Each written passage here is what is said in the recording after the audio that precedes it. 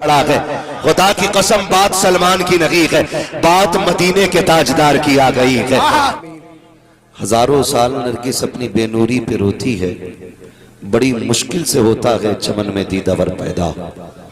عزیزان ملت اسلامیہ، منبر رسول پر علماء اہل سنت کے پروقار چہرے، یہ دمکتے چمکتے پرنور وجود، اللہ تعالیٰ ان تمام علماء اہل سنت کی عمر میں بے پناہ برکت عطا فرمائے۔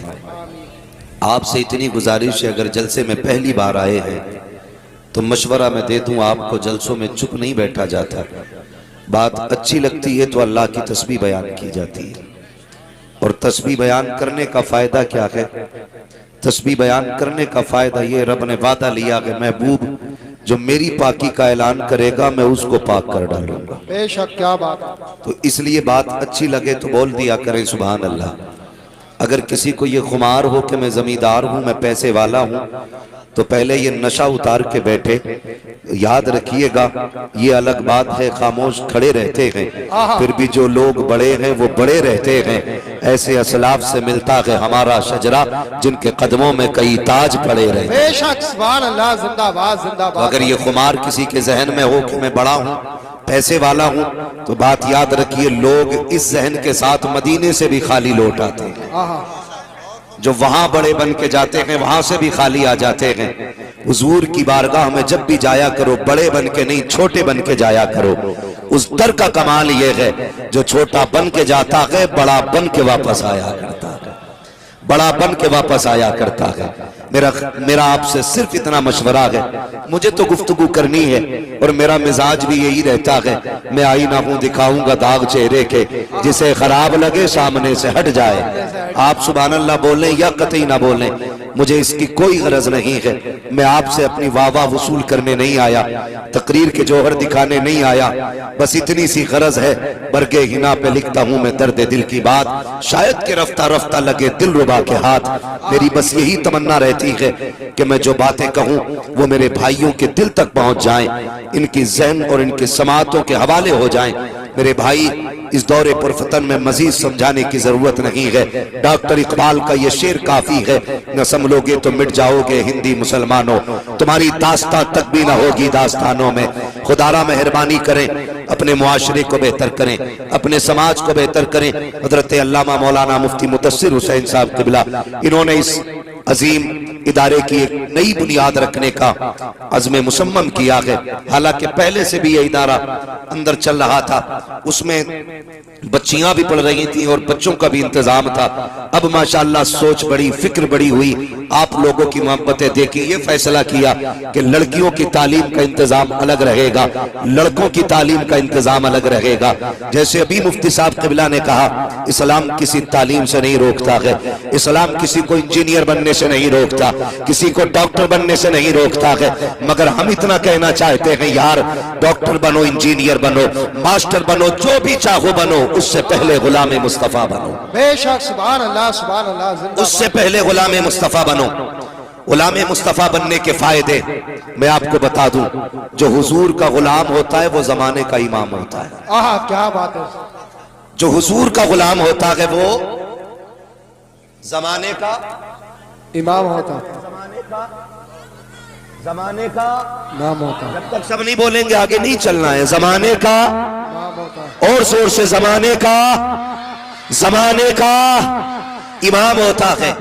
آج سارا شاسن پھر شاسن لگا ہوا ہے، ایک سلمان کے لیے ہندوستان کیوں کھڑا ہے؟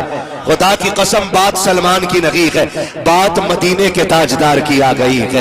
ان کی الفت کا تاج رکھتے ہیں، ہر مرض کا علاج رکھتے ہیں، خوف کیا ہو ہمیں یزیدوں کا، ہم حسینی مزاج رکھتے ہیں۔ بے شک، زندہ باد، نعرہ تکبیر، ارے ہاتھ اڑا کر بولیے، نعرہ تکبیر، نعرہ رسالت، جشم دستار بندی، حضرت مفتی عباس شاہی قبلہ۔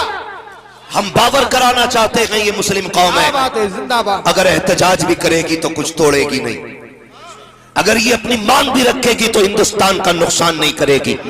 اگر آپ اس کا چہرہ نہیں جانتے ہو تو ہم متعارف کرا دیں، کوئی بھی قوم جب احتجاج کرتی ہے کبھی بسوں کو جلایا جاتا ہے، کبھی ٹرینیں پھونکی جاتی ہیں، کبھی ہندوستان کے سامان کو نقصان پہنچایا جاتا ہے، لیکن یہ قوم مسلم ہے اگر احتجاج کرے گی تو گاڑیوں میں آگ نہیں لگائے گی، ٹرینیں نہیں پھونکے گی، اور ہم پھونکنے کی اجازت بھی نہیں دیں گے، اس لیے کہ بھارت کی سمپتی ہماری سمپتی ہے، ہندوستان کا ایک ذرہ ہمارا ہے، ہم اس کے ایک ذرے کو نقصان نہیں پہنچائیں گے، اس لیے کہ اسے پانے کے لیے ہم نے فضل حق خیر آبادی دیا ہے، ہم نے اشفاق اللہ خان دیا ہے، اس بھارت کو بچانے کے لیے ہم نے کتنے شہید دیے گئے، ہم نے لاکھوں علماء کی قربانیاں دی گئے، ہم نے لاشوں کی قربانیاں دے کر کے اس بھارت کو بچایا گئے، اس کو نقصان نہیں پہنچائیں گے، البتہ اسے برداشت نہیں کریں گے جو بھارت کو نقصان دے گا، یہاں کی سمپتی کو نقصان دے گا، اس لیے کہ ہندوستان کسی کے باپ کی جاگیر نہیں ہے،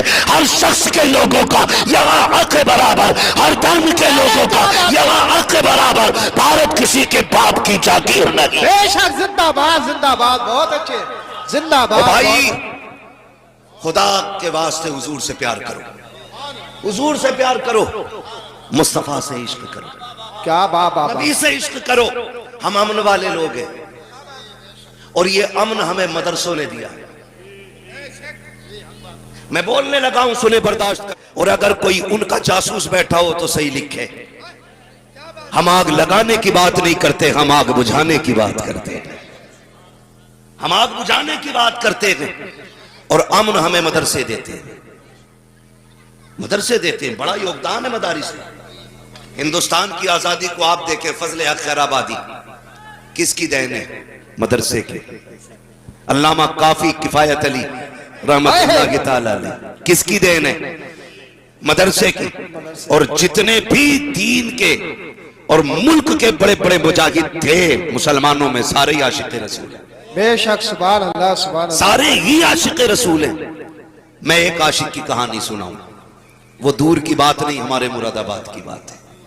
علامہ کافی کفایت علی رحمت اللہ تعالی علیہ، آپ نے فتوی جہاد دیا، ہندوستان کو تن کے گورے بن کے کالوں سے آزاد کرانے کی بات آئی، فضل حق خیر آبادی نے کہا ان سے جنگ فرض ہے۔ کیا بات ہے، جب اتنا کہا تو انگریزوں میں آگ لگ گئی، گرفتار کیا گیا علامہ کافی کو، اور یہ کہا گیا کہ آپ یہ فتویٰ واپس لیں۔ سنیں بہت غور سے، یہ کہا گیا کہ یہ فتویٰ واپس لیں۔ علامہ کافی نے کہا تھا حضور کے غلام کا قلم ہے، جب چل جاتا ہے تو پھر بدلہ نہیں کرتا ہے، آہا کیا بات، بدلہ نہیں کرتا ہے۔ ہمیں بوجھ لگتا ہے بات پہ سبحان اللہ کہنے میں۔ شیخ سعدی شیرازی نے کہا تھا اللہ کی نعمتیں کھاتے کھاتے دانت ٹوٹ گئے، لیکن ابھی اس کی نعمتوں کا شکریہ ادا کرنا ہمیں نہیں آیا۔ بے شک، سبحان اللہ۔ علامہ کافی نے کہا تھا یہ فتویٰ واپس نہیں ہونا، کہا چلو جیل۔ فرمانے لگے جیل سے کسے ڈر لگتا ہے، آہا، کسے ڈر لگتا ہے موت سے؟ ہم تو آئے ہی مصطفیٰ کی عظمت پہ مرنے کے لیے، آہا، ہماری زندگی حضور کی محبتوں کی مقروض ہے۔ اور میں دعوے کے ساتھ کہتا ہوں مسلمانوں، خدا کی قسم ہمارے بدن پہ اتنے بال نہیں جتنے مدینے والے کے احسان ہیں۔ آہا، سبحان اللہ سبحان اللہ، نوجوانوں ہمارے بدن پہ اتنے بال نہیں جتنے حضور کے احسانات ہیں۔ میں بات مدرسے کی کر رہا ہوں، علامہ کافی مدرسے کا بیٹا ہے، جیل کے اندر ہے، کون سا ستم نہیں کیا گیا، کون سا ظلم نہیں کیا گیا، پرہیز کرم کر کے آپ کے بدن پہ لگائی گئی، اور جب ہٹائی جاتی تھی تو چمڑی چھٹ کے آ جاتی تھی۔ آہا، یہ ستم کیا گیا علامہ کافی پہ۔ رات کو سوئے خواب میں مدینے والے تشریف لے آئے، بے شک، سبحان اللہ، اللہ وہ سن لیں گے، فریاد کو پہنچیں گے۔ اتنا بھی تو ہو کوئی جو آہ کرے دل سے۔ جب حضور آئے نا علامہ کافی رو دیتے ہیں، علامہ کافی روئے، فرمایا میرے دیوانے رو کیوں رہا ہے؟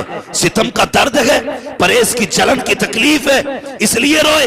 کہا نہیں یا رسول اللہ، اس لیے رو رہا ہوں کاش پتہ چل جاتا حضور یہاں ملیں گے تو کافی بہت پہلے یہاں آ کے کھڑا ہو۔ بے شک، زندہ باد، دار تکبیر، دار رسالت، دار غوثیت، مسلک اعلی حضرت مفتی حماد رضا صاحب قبلہ، علماء اہل سنت، زندہ علامہ باد۔ کافی نے کہا تھا کاش پتہ چل جاتا حضور یہاں آئیں گے، میں تو پہلے ہی آ جاتا.